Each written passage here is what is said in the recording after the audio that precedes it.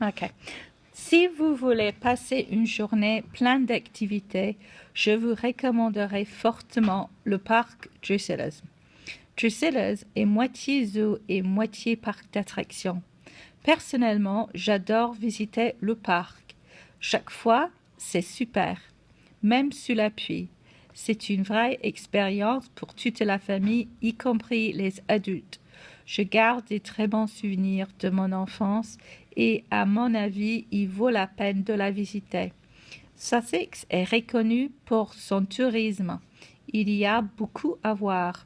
Le parc est l'une des meilleures attractions dans le coin.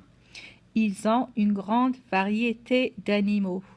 Mon animal préféré, c'est le panda rouge. Ils sont si mignons et très rares en Angleterre.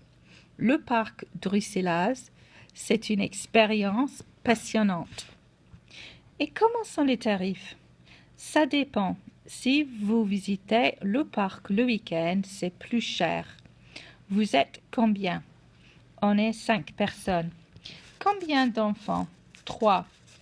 Alors, un billet familial coûte 25 €, qui est très raisonnable. Et si vous êtes seul, pour une adulte, le prix est à 11,80 €, mais ça vous regarde pas. Le billet famille, y compris 3 enfants, est parfait pour vous. Le billet d'entrée inclut tout. Oui, tout est compris, sauf la nourriture et des boissons. Il y a des activités pour les enfants. Oui, tout à fait. Il y a plein de choses à faire. De mon expérience, les enfants adorent le parc parce qu'il y a des manèges. Les enfants peuvent toucher les animaux. Il y a un petit train qui est très populaire et aussi des magiciens. Parfois, en été, il y a un château gonflable pour les enfants. C'est top. Et y a-t-il quelque chose qui peut faire aux enfants? Ça dépend de l'âge. Quel âge ont-ils? Ils ont 3 ans et 6 ans.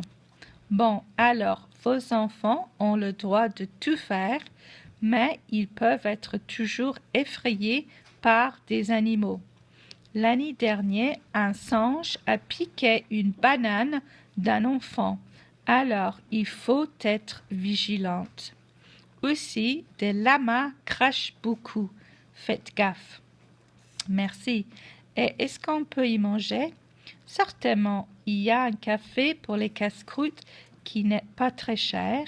En plus, il y a un tas de restaurants et des bars, et cela va sans dire qu'il existe ceux qui servent le poisson frit, un plat renommé à travers l'Angleterre entière. Y a-t-il des options végétariennes? À Drusilla's, ils font un menu végétarien à large gamme. À mon avis, et parce que je suis végétarien, les saucisses végétariennes sont divines.